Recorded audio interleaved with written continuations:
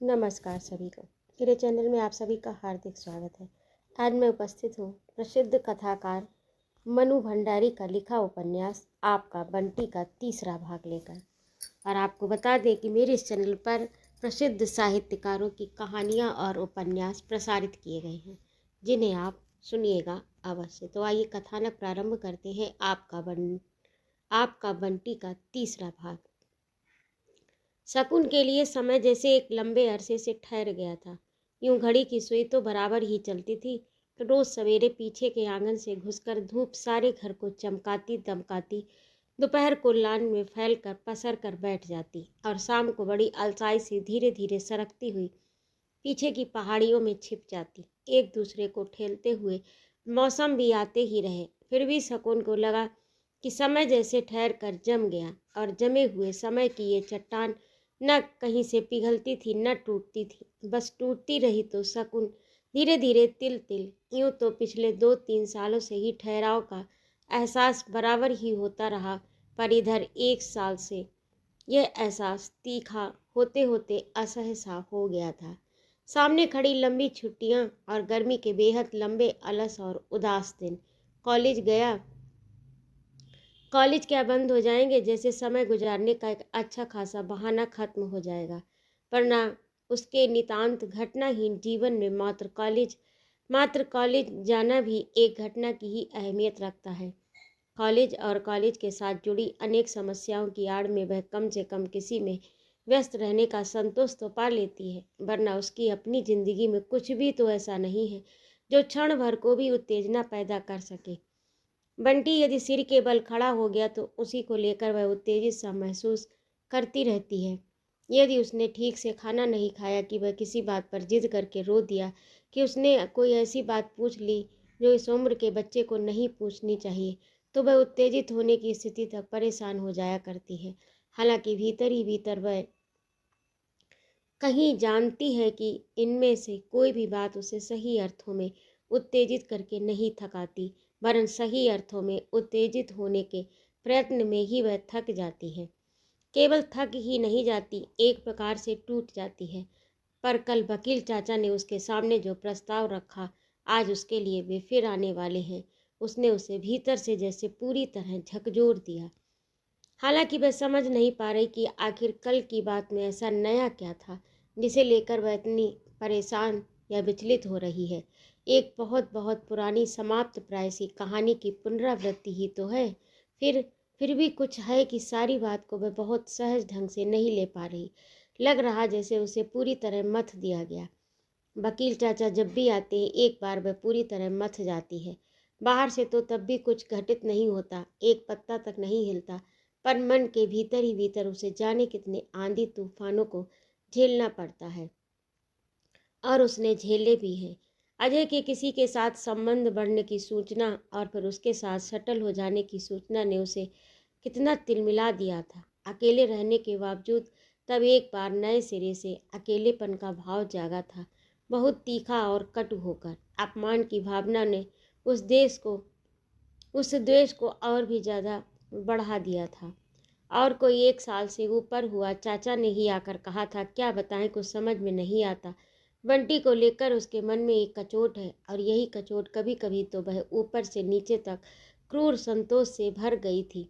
न चाहते हुए भी आशा की एक हल्की सी किरण मन में कौंधी थी। कौन जाने, बंटी ही। चाचा ने बंटी के लिए खिलौने तो दिए, तो जाने क्यों लगा था कि ये मात्र बंटी के लिए ही नहीं है। बंटी को माध्यम बनाकर उस तक भी कुछ भेजा गया। उसके बाद अजय स्वयं आया था, हमेशा की तरह अलग ही रहा और बंटी को बुलवाया। उससे तो मुलाकात तक नहीं की, फिर भी शकुन को लगता रहा कि ना मिलकर भी अजय जैसे कहीं फिर से जुड़ गया है। उस दिन अजय के पास में लौटने पर वह बड़ी देर तक बंटी को दुलारती पुचकारती रही, मानो बंटी वहाँ से अकेला नहीं लौटा, अपने साथ अजय को भी ले आया हो। पर धीरे धीरे वह कचोट भी शायद समाप्त हो गई। कम से कम ये स्पष्ट तो हो गया कि उसे लेकर कुछ भी आशा करना एकदम व्यर्थ है। और उसके बाद से बराबर ये लगता रहा कि अब सब कुछ समाप्त हो गया, अंतिम और निर्णयात्मक रूप से। और तब से उस समय उसके लिए जम गया, शिला की तरह।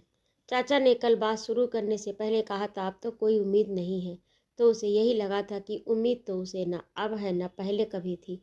फिर किस उम्मीद की बात की? फिर से साथ रहने की कोई चाहना उसके मन में नहीं थी। उसने कई बार अपने और अजय के संबंधों के रेसे रेसे उधेड़े हैं, सारी स्थिति में बहुत लिप्त होकर भी और सारी स्थिति से बहुत तटस्थ होकर भी, पर निष्कर्ष हमेशा एक ही निकला कि दोनों ने एक दूसरे को कभी प्यार किया ही नहीं। शुरू के दिनों में ही एक गलत निर्णय ले डालने का एहसास दोनों के मन में बहुत साफ होकर उभर आया था, जिस पर हर दिन और हर घटना ने केवल शान ही चढ़ाई थी। समझौते का प्रयत्न भी दोनों में एक अंडरस्टैंडिंग पैदा करने की इच्छा से नहीं होता था, वरन एक दूसरे को पराजित करके अपने अनुकूल बना लेने की आकांक्षा से। तर्कों और बहसों में दिन बीतते थे, ठंडी लाशों की तरह लेटे लेटे दूसरे को दुखी बेचैन छटपटाते हुए देखने की आकांक्षा में रातें। भीतर ही भीतर चलने वाली एक अजीब सी लड़ाई थी वह भी, जिसमें दम साध कर दोनों ने हर दिन प्रतीक्षा की थी कि कब सामने वाले की सांस उखड़ जाती है और वह घुटने टेक देता है, जिससे कि फिर वही जिससे कि फिर वह बड़ी उदारता और क्षमाशीलता के साथ उसके सारे गुनाह माफ़ करके उसे स्वीकार ले, उसके संपूर्ण व्यक्तित्व को निरे एक शून्य में बदल कर, और इस स्थिति को लाने के लिए सभी तरह के दांव पेच खेले गए थे। कभी कोमलता के, कभी कठोरता के, कभी सब कुछ लुटा देने वाली उदारता के, तो कभी सब कुछ समेट लेने वाली कृपणता के। प्रेम के नाटक भी हुए, तन मन को डुबो देने वाले विभोर क्षणों के अभिनय भी। पता नहीं उन क्षणों में कभी भावुकता, आवेश, उत्तेजना रही भी हो, पर शायद उन दोनों के ही शंकालु मनों ने कभी उन्हें उस रूप में ग्रहण ही नहीं किया। दोनों ही एक दूसरे की हर बात, हर व्यवहार, हर अदा को एक नया दांव समझने को मजबूर थे, और इस मजबूरी ने दोनों के बीच की दूरी को इतना बढ़ाया कि फिर बंटी भी उस खाई को पाटने के लिए सेतु नहीं बन सका, तो नहीं बना। साथ रहने की यंत्रणा भी बड़ी विकट थी और अलगाव का त्रास भी। अलग रहकर भी वह ठंडा युद्ध कुछ समय तक जारी ही नहीं रहा, बल्कि अनजाने की अपनी जीत की संभावनाओं को एक नया संबल मिल गया। फिर अलग रहकर ही शायद सही तरीके से महसूस होगा कि सामने वाले को खोकर क्या कुछ अमूल्य खो दिया है, और वकील चाचा की हर खबर, हर बात इन संभावनाओं को बनाती बिगाड़ती रही। सामने वाले को पराजित करने के लिए जैसा सायास सन्नद्ध जीवन उसे जीना पड़ा, उसने उसे खुद ही पराजित कर दिया। सामने वाला व्यक्ति तो पता नहीं कब परिदृश्य से हट भी गया, और वह आज तक उसी मुद्रा में, उसी स्थिति में खड़ी है, सांस रोके, दम साधे, घुटी घुटी और कृत्रिम। 7 वर्षों में विभागाध्यक्ष से प्रिंसिपल हो जाने के पीछे कहीं अपने को बढ़ाने से ज़्यादा अजय को गिराने की आकांक्षा ही थी। वह स्वयं कभी अपना लक्ष्य रही ही नहीं, एक अदृश्य अनजान सी चुनौती थी जिसे उसने हर समय अपने सामने हवा में लटकता हुआ महसूस किया, जैसे उसका मुकाबला करते करते, उससे जूझते जूझते ही वह आगे बढ़ती चली गई थी। पर इतने पर भी जब सामने वाला नहीं टूटा, तो उसकी सारी प्रगति उसके अपने लिए ही जैसे निरर्थक हो उठी। कल पहली बार मन में आया कि यदि वह अपनी दृष्टि अजय की जगह अपने ही ऊपर रखती, तो शायद इतनी मानसिक यातना तो नहीं भोगती। तब उसका हर बढ़ता हुआ कदम, उसकी हर उपलब्धि को कुछ पाने का एहसास तो कराती, पर अब नहीं, अब और नहीं। बीच में मेज पर दस्तखत किए गए कागज एक गिलास के नीचे दबे हुए फड़फड़ा रहे थे। मेज के इस ओर शकुन बैठी थी, दूसरी ओर वकील चाचा। कितने दिनों के बाद उसने अजय के हस्ताक्षर देखे थे। देखकर एक अजीब सी अनुभूति हुई थी, और चाह कर भी वह उसे नाम नहीं दे पाई। एक अध्याय था जिसे समाप्त होना था, और वह हो गया। 10 वर्ष का ये विवाहित जीवन एक अंधेरी सुरंग में चलते चलते जाने की अनुभूति से भिन्न न था। आज जैसे एकाएक वह उसके अंतिम छोर पर आ गई, पर आप पहुँचने का संतोष भी तो नहीं है। ढकेल दिए गए जाने की विवश का चोट भर है, पर कैसा है ये छोर? न प्रकाश है, न वह खुलापन, न मुक्ति का एहसास। लगता है जैसे इस सुरंग से उसे एक दूसरी सुरंग के मुहाने पर छोड़ दिया है। फिर एक और यात्रा, वैसा ही अंधकार, वैसा ही अकेलापन। उसके अपने ही मन में जाने कितने प्रश्न तैर रहे हैं। क्या खुद उसे अजय का संबंध भारी नहीं पड़ने लगा था? क्या वह खुद भी उससे मुक्त नहीं होना चाहती थी? तो फिर कैसा है ये दंश? क्या वह आज तक अजय से कुछ अपेक्षा रखती आई है? नहीं, अजय से कुछ ना पा सकने का दंश यह नहीं, बल्कि दंड शायद इस बात का है कि किसी और ने अजय से वह सब कुछ क्यों पाया जो उसका प्राप्य था, या कि इस बात का था कि वह सब कुछ तोड़ ताड़ कर निकलती और अजय उसके लिए दुखी होता, छटपटाता। साथ नहीं रह सकते थे, इसलिए साथ नहीं रह सकते, ये नहीं रहे। स्थिति तब भी वैसी ही रहती, पर फिर भी आज कितना कुछ बदल गया होता यदि अजय के साथ मीरा ना होती, बल्कि उसके अपने साथ कोई होता। सच पूछा जाए तो अजय के साथ न रह पाने का दंश नहीं है यह, वरन अजय को हरा ना पाने की चुभन है यह, जो उसे उठते बैठते सालती रहती है। इन फरफराते पन्नों ने उसके और वकील चाचा के बीच अनजाने की शायद बहुत बड़ी खाई खोद दी। तभी तो चाचा अस्वाभाविक रूप से चुप हो आए हैं, वरना इतनी देर तक चुप रहना चाचा के लिए संभव नहीं था। दोनों के बीच जबरदस्ती घिराए इस मौन ने सारी स्थिति को जैसे कहीं और अधिक जटिल बना दिया। शकुन ने कागजों को उठाया और तह करके चाचा की ओर बढ़ाते हुए बोली, इन्हें रख लीजिए। आप इतने चुपचाप क्यों हो गए? अपने स्वर की सहजता से वह स्वयं चौंकी। कहीं ये भाव भी जागा कि ऐसी स्थिति में भी बहुत सहज स्वाभाविक बने रहने की क्षमता उसमें है। चाचा ने इतनी गहरी सांस ली मानो बहुत देर से वे सांस रोके हुए ही बैठे। आखिर ये काम भी मेरे ही हाथों होना था। लोग जोड़ते हैं, मैं तोड़ने वाला बना। पता नहीं तुम भी क्या सोच रही होगी। स्वर की व्यथा शकुन को ऊपर से नीचे तक सहला गई। कोई बहुत ही मीठी सी बात कहकर चाचा को आश्वस्त करने का मन हुआ। आया तो था कि आज तुमसे बहुत बातें करूँगा, तुम्हें समझाऊंगा, पर क्या बताऊँ शकुन, कुछ कहते ही नहीं बन रहा। उनका स्वर एकदम भर्राया हुआ था। सीधे सच्चे मन से निकली हुई चाचा की इन बातों में उसे कहीं भी बनावटीपन या कृत्रिमता की बू नहीं आ रही थी। आप क्यों इतनी गिल्ट फील कर रहे हैं? इसमें नया तो कुछ नहीं हुआ। जो था उसे ही तो कानूनी रूप दिया जा रहा है। और कहने के साथ ही उसे लगा काश वह अपने मन को भी ऐसे समझा पाती। दोनों के बीच फिर मौन घिराया। वे दोनों और आसपास का सारा माहौल कुछ अजीब तरह से स्तब्ध था। केवल पास में पलंग पर सोया बंटी रह रहकर हाथ पैर चलाता था, करवट ले लेता। और फिर एकाएक चाचा ने बात शुरू कर दी, बिना किसी भ्रमिका के। शायद शकुन की बात ने, उसके स्वर ने उन्हें आश्वस्त कर दिया था, या कि उस संकोच को तोड़ दिया जिसके नीचे दबे दबे से कुछ बोल नहीं पा रहे थे। हो सकता है तुम्हें मेरी कल की बात का बुरा लगा हो। रात में भी मैं इसी बात पर सोचता रहा था, पर बंटी को तुमने हॉस्टल भेज ही देना चाहिए था।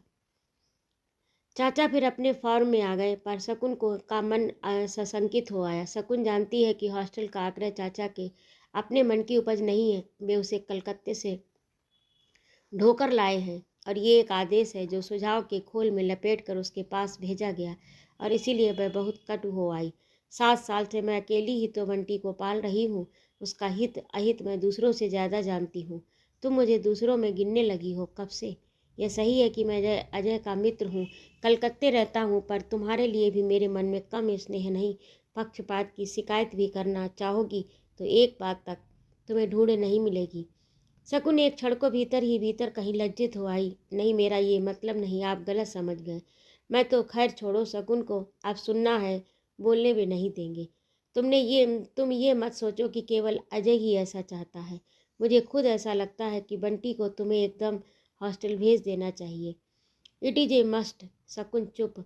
तुम भी जानती हो मैं बहुत साफ और दो टूक बात कहने वाला आदमी हूँ। जरा सोचो, स्कूल के अलावा बंटी सारे दिन तुम्हारे साथ रहता है, या तुम्हारी उस फूफी के साथ। तुम्हारे यहाँ अधिकतर महिलाएं ही आती होंगी, यानी इनकी क्या कंपनी है। बहुत हुआ पड़ोस के 1-2 बच्चों के साथ खेल लिया, पर एक 8-9 साल के ग्रोइंग बच्चे के लिए तो कोई बात ही नहीं हुई। He should grow like a boy like a man. शकुन चुपचाप चाचा का मुंह ताकती रही और जानने की कोशिश करती रही कि इसमें से कितनी बातें चाचा की अपनी हैं और कितनी को वे केवल उस तक पहुंचा रहे हैं। पर एकाएक अजय बंटी को हॉस्टल भेजने को इतने उत्सुक क्यों हो गए? उसे सारी रात एक अजीब सी गंध आने लगी। पहले अजय ने अपने को काटा, अब क्या बंटी को भी शकुन से काटना चाहते हैं? जाने कैसी कड़वाहट सी उसके तन बदन में घुलने लगी। बोलो, मैं गलत कह रहा हूँ? कल मैं देख रहा था कि किस कदर वह अभी भी तुमसे चिपका चिपका रहता है। ये सब बहुत नॉर्मल नहीं है। अपनी उम्र के बच्चों का साथ उसके लिए बहुत ज़रूरी है, और वह तो उसे इस घर में मिल नहीं सकता। थोड़ी देर पहले चाचा के चेहरे पर जो उदासी थी, गिल्ट का बोझ था, वैसा पता नहीं कब बह गया, पर शकुन के मन की टूटन रोम रोम को सालता वह दंश तो अब भी जैसे का तैसा बना हुआ है। ऊपर से वे सारी बातें। वकील चाचा को क्या एक बार भी इस बात का ख्याल नहीं आ रहा कि कितना सह सकती है आखिर शकुन? अच्छा बताओ बंटी, जिस तरह पल रहा है तुम उससे संतुष्ट हो? और जैसे पहली बार उसका उत्तर सुनने के लिए वे चुप हुए। मैं जितना भी संभव हो सकता है उसके लिए करती हूँ। कॉलेज के बाद सारा समय एक तरह से उसी पर देती हूँ, और फिर कर ही क्या सकती। ओफो, बात तुम्हारे करने की तो है ही नहीं। इससे किसको इनकार है कि तुम बहुत करती हो, बल्कि जितना नहीं करना चाहिए उतना भी करती हो। पर तुम उसे हम उम्र बच्चों की कंपनी तो नहीं दे सकती हो ना। और उन्होंने नजरें शकुन के चेहरे पर गड़ा दी। एक बार शकुन का मन हुआ कि वह एक शब्द भी नहीं बोले, ढीठ बनकर सब सुनती चली जाए। देखे कहाँ तक बोलते हैं, क्यों सुने वह अब इन लोगों की बातें, क्यों मान ले इन लोगों के सुझाव। अपने और बंटी के बारे में वह पूरी तरह स्वतंत्र है, कुछ भी सोचने के लिए, कुछ भी करने के लिए। बोलो। बंटी को हॉस्टल भेजने की बात तो आपसे कह दी, पर कभी ये भी सोचा है कि उसे हॉस्टल भेजकर मैं कितनी अकेली हो जाऊंगी? और उसका स्वर जैसे एकाएक ही बिखर गया। वह कहीं से भी अपनी दुर्बलता नहीं दिखाना चाहती थी। मन न जाने कैसे गला भिंच सा गया। चाचा की नज़रों की चुभन और भी तीखी हो गई। शकुन को लगा जैसे बात कहने से पहले या तो वे अपनी बात का वजन तौल रहे हैं या शकुन के सहने का सामर्थ्य। वह भीतर ही भीतर कहीं से बेचैन होने लगी। साथ ही मन में एक आक्रोश भी घुलने लगा। बंटी उसके अधिकार की सीमा है जिसमें वह किसी को नहीं आने देगी। अपने चेहरे पर नजरें टिकाए चाचा उसे बड़े घाग लगे। एक क्षण को इच्छा हुई ऊपर से उड़ी हुई सद्भावना के रेसे रेसे बिखेर दे और वात्सल में छिपी उस मक्कारी को उघाड़ कर रख दे। कौन सा दांव अब चलेंगे? वह अपने को पूरी तरह तैयार करने लगी। मुझे डर है शकुन, तुम कहीं अपना अकेलापन खत्म करने के चक्कर में बंटी का भविष्य ही ना खत्म कर दो। तुम्हारा ये अतिरिक्त स्नेह उसे बौना ही न छोड़ दे। शकुन ऊपर से नीचे तक तिलमिला गई, पर फिर भी उससे एक शब्द तक नहीं कहा। चाचा धीरे धीरे और संभल संभल कर बोल रहे थे। शकुन शायद चेहरे की प्रतिक्रिया भी उन्होंने शकुन समझ ली थी, और स्थिति की नाजुकता भी। चीज़ों को सही तरीके से लेना सीखो शकुन। मैं जानता हूँ कि तुम्हें इस बात में तरह तरह की गंध आ रही होगी। जिस स्थिति में तुम हो उसमें ये बहुत कुछ स्वाभाविक है। जब आदमी एक जगह धोखा खाता है तो उसे लगता है सब जगह धोखा ही धोखा है, पर ऐसा होता नहीं। शकुन चुपचाप गए पैर के नाखून से धरती कुरेदती रही। उसे कुछ नहीं कहना, बस वही करेगी जो उसे ठीक लगेगा। बात बंटी के हित की है, और सच पूछो तो बंटी से भी ज़्यादा तुम्हारे हित की है। तुम मानोगी नहीं, और कहना भी बड़ा अजीब लगता है, पर मेरे सामने इस समय तुम्हारी बात ही सबसे प्रमुख है। शकुन चौकी। अब ये कौन सा नया दांव है? अंधेरे में चाचा का चेहरा बहुत साफ नहीं दिखाई दे रहा था, पर स्वर में कहीं भी किसी तरह के दाव पेच की गंध नहीं थी। क्या भरोसा वकील आदमी ठहरे। जरा आज के से 8-9 साल बाद की बात सोचो, जब बंटी की अपनी जिंदगी होगी, अपने स्वतंत्र संबंध होंगे, अपनी इच्छाएं, अपनी महत्वाकांक्षाएं होंगी, तब तुम्हारा कितना अस्तित्व होगा उसकी ज़िंदगी में। चाचा एक क्षण को रुके, मानो बात को धीरे धीरे कहकर उसके एक एक पहलू के महत्व को समझा देना चाहते हो। और इस स्थिति की दो ही परिणतियाँ हो सकती हैं, होंगी, या तो तुम उसके स्वतंत्र अस्तित्व को समाप्त करके उस पर हावी होने की कोशिश करोगी, या फिर अपने को बहुत ही उपेक्षित अपमानित महसूस करोगी। उस समय तुम्हें यही लगेगा कि जिसके पीछे तुमने सारी जिंदगी बर्बाद की, वह अब तुम्हें ही भूल कर अपनी ज़िंदगी जीने की बात सोच रहा है। उस समय तुम्हें बुरा लगेगा। आज अजय को लेकर तुम्हारे मन में जो कटुता है, हो सकता है वही फिर बंटी को लेकर हो, और आज से 10 गुना ज़्यादा हो। शकुन को लगा जैसे कोई पूरे होश हवास में उसे आरी से चीरे जा रहा। वह बहुत ही वह बहुत ही कठिन और बीभत्स सच्चाई है, जिसे उसके पूरे नंगेपन में चाचा उसके सामने रखना चाहते हैं। पर क्यों? क्या वह ये सब नहीं जानती, या कि उसने इस बात पर नहीं सोचा? दिनों हफ्तों महीने सोचा है, रात भर जाग जाग कर सोचा है, पर यह सोचना उसे नहीं उबारता, केवल डुबोता है गहरे में और गहरे में। एक क्षण को कहीं बहुत गहरे में डूबी डूबी सी शकुन को चाचा की आवाज़ बड़ी अस्वाभाविक सी लगी। वह एकटक चाचा के चेहरे को देखकर भी जैसे कुछ नहीं देख रही।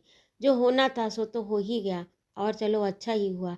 सारी जिंदगी उस तनाव में काटने की अपेक्षा तो उससे मुक्त होना लाख गुना अच्छा है। ये कानूनी कार्यवाही हो ही जाएगी, सो भी अच्छा ही रहेगा। ये संबंध ही ऐसा है कि लाख भिड़ लो, अलग रहने लगो, पर कहीं न कहीं आशा का एक तंतु जुड़ा ही रह जाता है, और वह आशा चाहे ज़िंदगी भर पूरी ना हो। होती भी नहीं है, फिर भी मन है कि इधर-उधर नहीं जाता, बस उसी में अटका रह जाता है। शकुन का मन हुआ कि वह साफ कह दे कि उसके मन में कोई आशा का तंतु-बंतु नहीं है, पर इतना बड़ा झूठ उससे नहीं बोला जाएगा, सो भी वकील चाचा के सामने। उम्र और अनुभवों ने सान चढ़ाकर जिनकी नज़रों को बहुत पैना बना दिया, पर मैं चाहता हूँ कि अब तुम अपने बारे में सोचना शुरू करो, बिल्कुल नए ढंग से, एकदम व्यवहारिक स्तर पर। शकुन की आंखों में एक बड़ा असहाय सा भाव उतर आया। क्या रखा है सोचने के लिए अब उसके पास? तुम सोच रही होगी कि पहले इन कागज़ों पर दस्तखत करवाएं, फिर बंटी को अलग करने की बात शुरू की। कितना क्रूअल हूँ मैं। क्यों, यही सोच रही हो ना? नहीं, मैंने तो ऐसा कुछ नहीं सोचा। झूठ बोलते समय उसका अपना स्वर शायद बहुत काँप रहा था। कम से कम उसे ऐसा ही लगा। सोचा भी हो तो मैं बुरा नहीं मानूंगा, पर मैं तुम्हें तकलीफ देने के लिए नहीं, बंटी को अलग नहीं करना चाहता। बिना बंटी को अलग किए भी तुम सोच सको तो अच्छा है, पर इतना ज़रूर कहूँगा कि तुम केवल बंटी की माँ ही नहीं हो, इसीलिए केवल बंटी की माँ की तरह मत जियो, शकुन की तरह भी जियो। चाचा का अभिप्राय वह समझ भी रही थी और नहीं भी समझ रही थी। ठीक है, जो कुछ भी हुआ वह बहुत सुखद नहीं, पर वह अंतिम भी नहीं है। कम से कम तुम जैसी औरत के लिए वह अंतिम नहीं हो सकता और नहीं होना चाहिए। एकाएक ही शकुन को ये वह रात याद आ गई जब इसी तरह आमने सामने बैठकर चाचा उसे समझा रहे थे। दो जने साथ रहते हैं तो एडजस्ट करना ही पड़ता है शकुन, अपने को कुछ तो मारना ही पड़ता है। और जब उनके सारे हथियार चुक गए तो वे बड़े हताश स्वर में बोले, यदि ऐसा ही है तो फिर अच्छा है कि तुम अलग हो जाओ। संबंध को निभाने की खातिर अपने को खत्म कर देने से अच्छा है कि संबंध को खत्म कर दो। विवाह के बाद से ही उसके जीवन के हर महत्वपूर्ण मोड़ के साथ चाचा किसी न किसी रूप से जुड़े हुए ही हैं। अब फिर किस महत्वपूर्ण दिशा की ओर संकेत कर रहे हैं ये? अगर अजय अपनी ज़िंदगी की नई शुरुआत कर सकता है तो तुम क्यों नहीं कर सकती? क्यों अपने को इतना बांध बांध कर रखती हो? आखिर प्रिंसिपल होने के नाते यहाँ के भद्र समाज में तुम्हारा उठना बैठना होगा ही। इस दृष्टि से कभी इस बार शकुन एकाएक जैसे चौंकी। क्या चाचा डॉक्टर जोशी की ओर संकेत कर रहे हैं? पर नहीं, जिस बात को पूरी तरह उभरने से पहले खुद उसने मन ही मन में दबा दिया, उसे चाचा जान ही कैसे सकते हैं? फिर भी वह हल्के से सावधान हो आई। तुम में क्या नहीं है? बुद्धिमान हो, पढ़ी लिखी हो, प्रिंसिपल हो, सारे शहर में तुम्हारा मान सम्मान है। फिर एक क्षण को ठहर कर हल्के से विनोद के साथ बोले, परिस्थितियों ने चाहे तुम्हें जितना तोड़ा हो, समय को तुमने अपने ऊपर हाथ नहीं रखने दिया। Really you seem to we age proof. और इस वाक्य के साथ ही वातावरण जैसे हल्का हो आया। सारी बात को और अधिक सहज बनाने के लिए उन्होंने फिर कहा, जो कुछ हो गया उसे भूल जाओ। बीती बातों को काटते रहना बूढ़ों का स्वभाव होता है। पर तुम तो। पास सोए बंटी ने करवट ली, एकदम पलंग की पाटी पर आ गया। शकुन झटके से उठी और उसे गिरने से बचाया। इतना लौटता है कि अगल बगल में रुकावट ना हो तो रात में 5-10 बार तो नीचे ही गिरे। फिर धीरे से बीच में करके उसे बड़े स्नेह से थपकने लगी। चाचा ने मेज पर से टोपी उठाकर सिर पर रखी और उठने की मुद्रा में बोले, अरे अब छोड़ो ये रुकावटें लगाना, गिरता है तो गिरने दो, कुछ नहीं होता इस तरह गिरने से। गिर गिर कर ही बच्चे बड़े होते हैं, बनते हैं। और वे उठ खड़े हुए। इस सिलसिले में मुझे एक अमेरिकन की बात याद आती है। मैं कुछ महीनों यहाँ रहा था और देखने सुनने के बाद बोला कि हिंदुस्तानी लोग बच्चों से प्रेम नहीं करते, उन्हें बच्चों से मोह होता है, अंधा मोह। सच कहता हूँ, तब मुझे बड़ा ताव आ गया उस पर बाद में सोचा वह ठीक ही कहता था। एक आम हिंदुस्तानी बच्चे की सही ढंग से परवरिश करना जानता ही नहीं।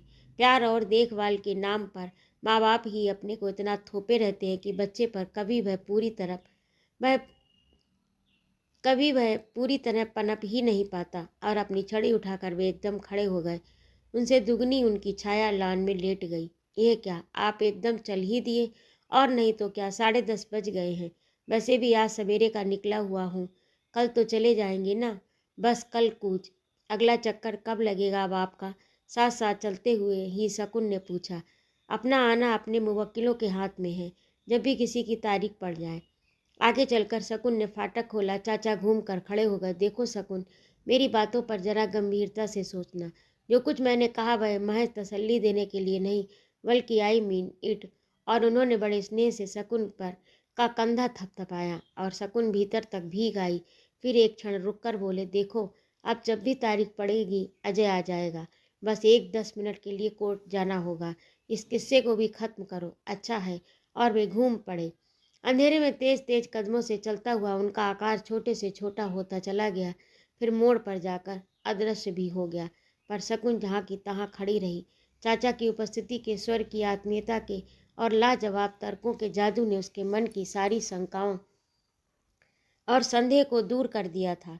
मंत्रविद्ध सी उसने चाचा की एक एक बात पर विश्वास कर लिया। उसे चाचा की सारी बातों में अपना ही हित नजर आया, पर चाचा के अंतिम वाक्य ने जैसे झटके से सारा जादू तोड़ दिया। कुछ नहीं, वे केवल उससे हस्ताक्षर करवाने आए थे। कहीं वह अड़ ही जाती तो अजय के लिए एक संकट पैदा हो सकता था। मीरा इज एक्सपेक्टिंग, चाचा के शब्द उभरे, तो इसीलिए ये सारा जाल रचा गया। ये बात तो अजय भी लिख सकता था, पर शायद इसीलिए चाचा को भेजा गया कि कोई रास्ता बाकी न रह जाए शकुन से बच निकलने के लिए। तारीख भी जल्दी ही डलवानी है, बच्चा होने से पहले सारा रास्ता साफ कर ही लेना है। वह फिर चली गई, वह फिर बेवकूफ़ बनाई गई। उसका रोम रोम जैसे सुलगने लगा। वे बंटी को हॉस्टल भेजना चाहते हैं, शायद उसे भी धीरे धीरे कब्जे में कर लेना चाहते हैं, पर वह बंटी को कभी भी हॉस्टल नहीं भेजेगी। वह जानती है अजय बंटी को बहुत प्यार करता है, पर अब से वह बंटी को मिलने भी नहीं देगी। बंटी से न मिल पाने की वजह से अजय को जो यातना होगी, उसकी कल्पना मात्र से उसे क्रूर सा संतोष मिलने लगा। मरे मरे हाथों से शगुन ने गेट बंद किया और किसी तरह अपने को घसीटती हुई पलंग तक लाई। बंटी सोया था, बेखबर और निश्चिंत। जरूर किसी राजा रानी परियों के सपने में खोया होगा। रोज कहानी सुनता है, पढ़ता है, फिर ऐसे ही सपने देखता है। उसने झुककर उसे एक बार प्यार किया। उसके माथे पर बालों की जो लटे छितरा आई थी उन्हें समेट कर पीछे किया। लगा बंटी का शरीर एकदम ठंडा हो आया। बाहर ठंडक बहुत ज़्यादा बढ़ चुकी है। अपने में ही डूबे डूबे उसे पता ही नहीं लगा। उसने जल्दी में बंटी को गोद में उठाकर साड़ी का पल्ला करके उसके चारों ओर लपेट दिया। उसे भीतर ले आई। बहुत ही धीरे से संभाल कर उसने उसे पलंग पर सुला दिया, जैसे बहुत कुछ अमूल्य, बहुत ही कीमती हो। और तब एक अजीब सी भावना मन में आई, बंटी केवल उसका बेटा ही नहीं, वह हथियार भी है जिससे वह अजय को टॉर्चर कर सकती है और करेगी। और जब वह खुद पलंग पर लेटी तो सबसे पहले डॉक्टर जोशी का ही चेहरा उभरा, जो एक समय बार बार उभरने लगा था अपनी अनेक अनेक मुद्राओं के साथ, पर जिसको उसने बरबस ही अपने से परे हटा दिया। इधर 5 महीनों से कोई पता ही नहीं था। पिछली सर्दियों में बंटी बीमार हो गया। एक तो शहर का सबसे बड़ा डॉक्टर, फिर शकुन का निहायत ही सर्द और जड़ व्यवहार। अचानक फिर सब कुछ याद हो आया। पिछली सर्दियों में बंटी बीमार हो गया था तो कितनी आत्मीयता और एहतियात से संभाला था उसे। केवल बंटी को ही नहीं, बुखार के बढ़ते हर पॉइंट के साथ हौसला खोती घबराती शकुन को भी संभाला था। बीमारी के कारण ही दोनों का परिचय हुआ था। धीरे धीरे कारण हट गया, बस परिणाम बाकी रह गया। वह पति से अलग अलग होकर रहती है। वह शायद सारा शहर जानता है, इसलिए एक बार भी बंटी के पापा के बारे में नहीं पूछा।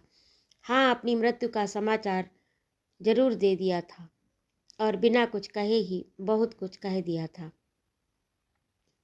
हाँ, अपनी पत्नी की मृत्यु का समाचार जरूर दे दिया था और बिना कुछ कहे ही बहुत कुछ कह दिया था।